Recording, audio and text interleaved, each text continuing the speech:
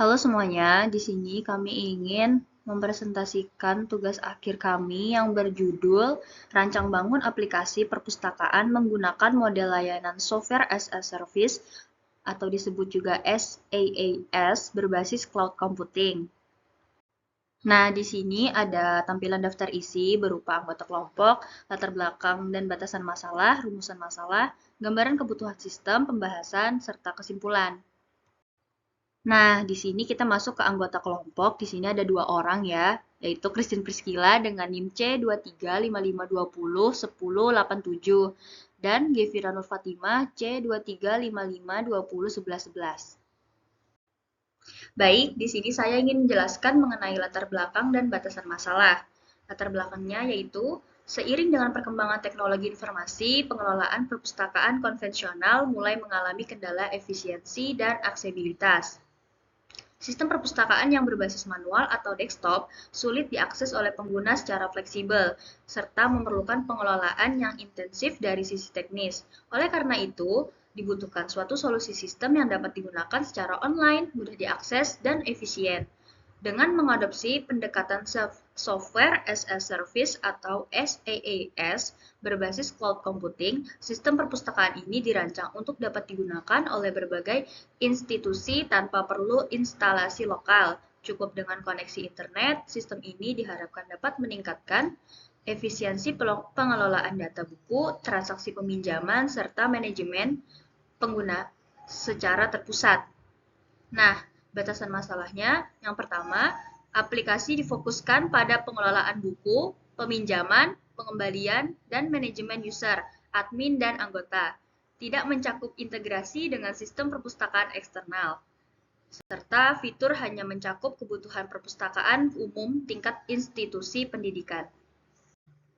Selanjutnya, kita masuk ke gambaran kebutuhan sistem. Yang pertama, ada kebutuhan fungsional, di mana ada login dan autentikasi pengguna, pengelolaan data buku, tambah, ubah, hapus, dan cari, transaksi peminjaman dan pengembalian buku, manajemen akun pengguna, serta notifikasi status buku. Yang kedua, ada kebutuhan non-fungsional, di mana sistem berbasis web dengan akses melalui browser tersedia secara multi-tenant untuk banyak institusi, performa optimal untuk kurang lebih 1.000 pengguna aktif, data disimpan di cloud dengan backup berkala, keamanan data dengan autentikasi dan otorisasi user. Nah, selanjutnya kita masuk ke jadwal rencana tahapan. Di sini tahapan yang pertama yaitu identifikasi masalah dan studi literatur. Itu waktu pelaksanaannya sekitar minggu pertama sampai minggu kedua. Yang kedua ada perancangan sistem UI atau UX dan database. Itu sekitar minggu 3 sampai minggu keempat. Yang ketiga yaitu pengembangan aplikasi minggu kelima sampai dengan minggu ke-8. Yang keempat ada pengujian dan evaluasi itu antara sekitar minggu 9 sampai minggu 10. Yang kelima dokumentasi laporan akhir sekitar minggu 11 sampai minggu 12.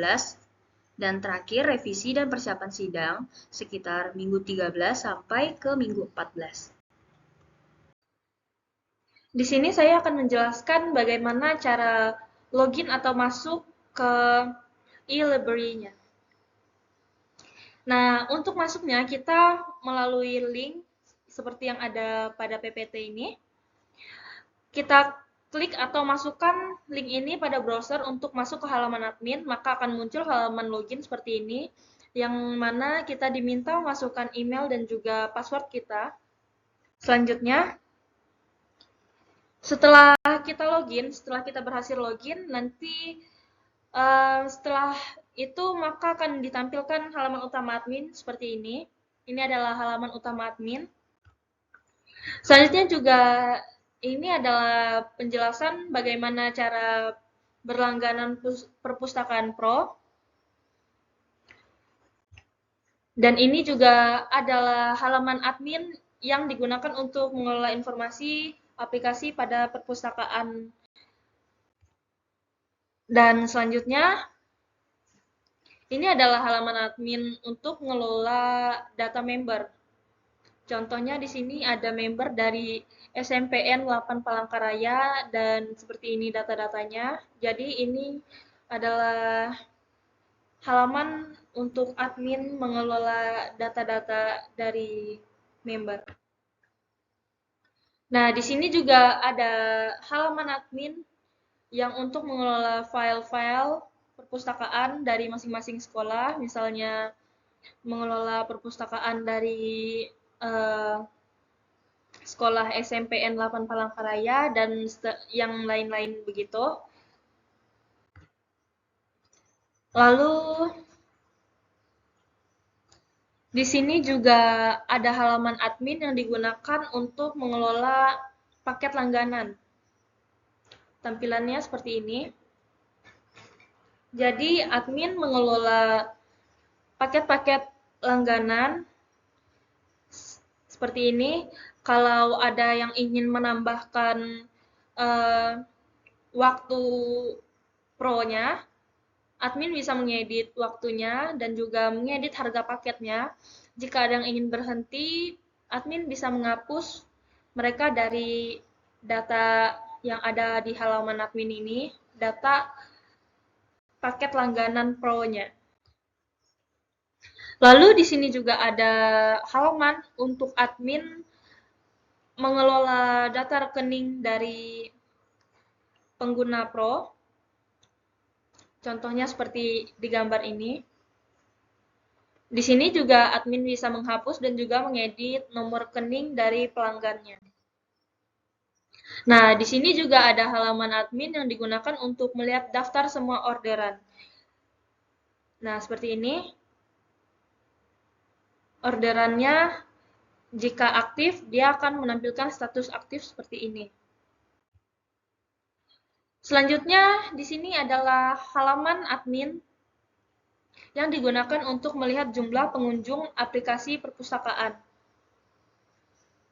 Bisa dilihat di sini, semuanya terdata dalam aplikasi ini.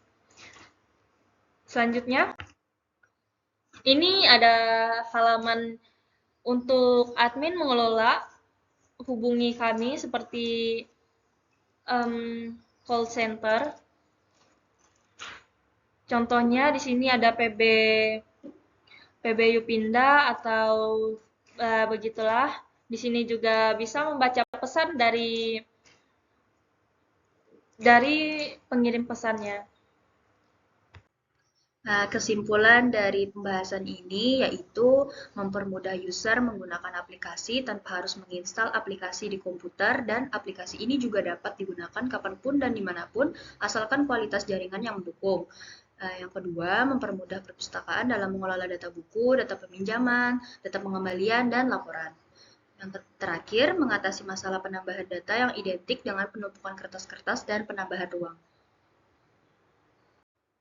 Mungkin itu saja yang dapat kami sampaikan, kurang dan lebihnya kami mohon maaf. Terima kasih.